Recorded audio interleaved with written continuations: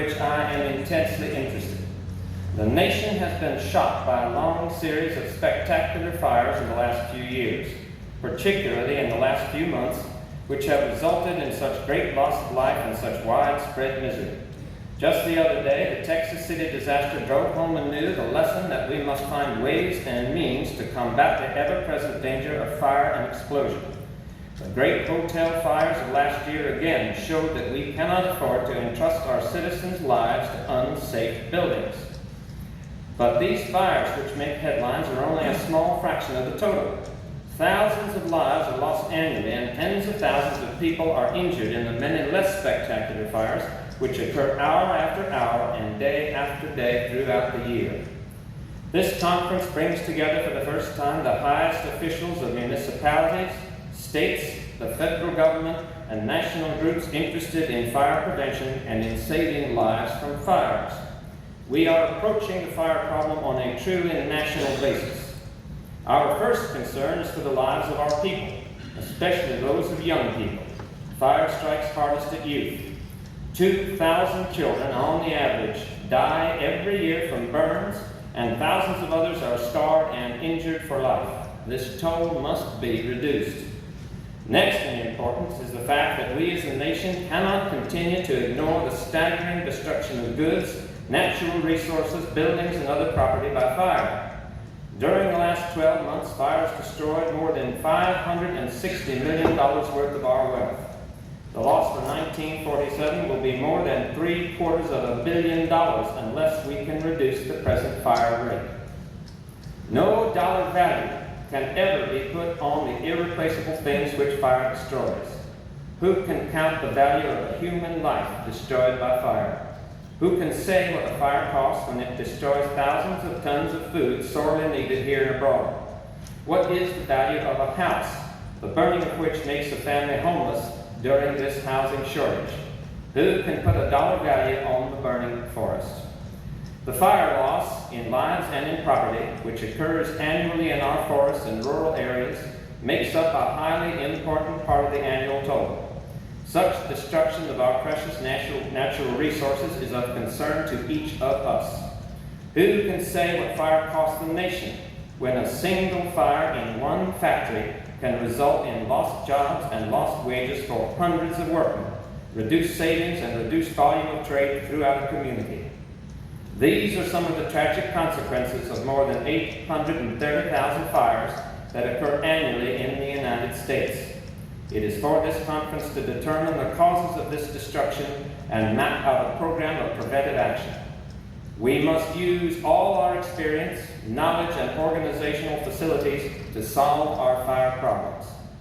Great advance has been made in the technical methods of prevention and protection. The concerted effort of all our people is needed in order to make effective the known methods of preventing fires and preventing large losses where fire occurs. A contributing factor in our fire death toll is our legacy of old construction.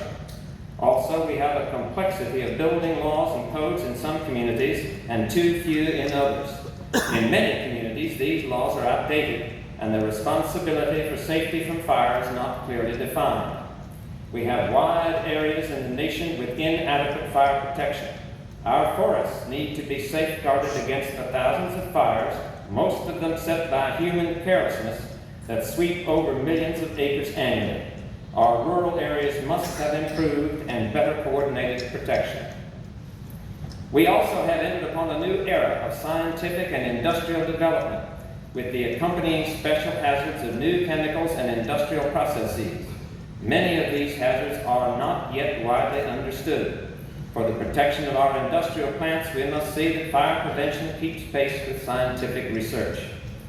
The recent war showed that we have grave shortages of experienced firefighters both in our armed forces and in our civilian life.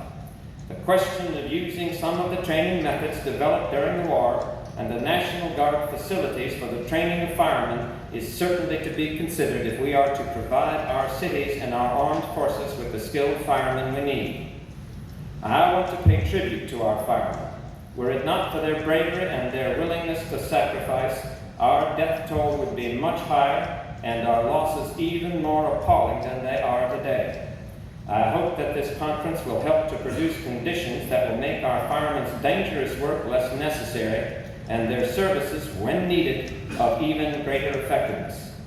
There is also to be considered the matter of personal responsibility for fires. This is not a new problem, for it is recorded in the book of Exodus more than 3,000 years ago. If a fire break out and catch in thorns, so that the stacks of corn or the standing corn or the field be consumed therewith, he that kindled the fire shall surely make restitution. The conference might well consider the strengthening of the present laws having to do with negligence. These are but a few of the problems that face us. I know that you will try to find practical solutions that will save lives and resources. Safety from fire should not be a topic for discussion during only 1 or 2 weeks of the year. It is definitely a year-round public responsibility. I believe that the highest state and municipal officials must assume greater responsibility for leadership in this field.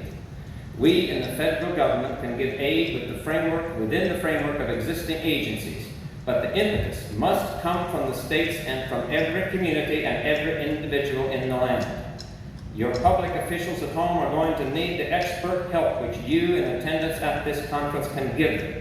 And you must provide part of the leadership in your own communities for any public support to be given to your local officials and fire departments.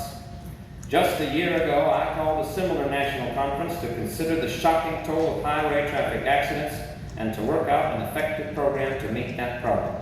General Fleming was also chairman of that conference. Since then, we have seen a reduction in deaths and injuries from traffic accidents that has more than justified all our efforts. We can fight the fire problem in exactly the same way. I deeply appreciate your acceptance of my invitation to come here. In working out a plan which will reduce the fire menace and cut down the toll of death and destruction, you will be making a most valuable contribution to the welfare of our nation. You have my pledge of help during the period of this conference and in the days to come.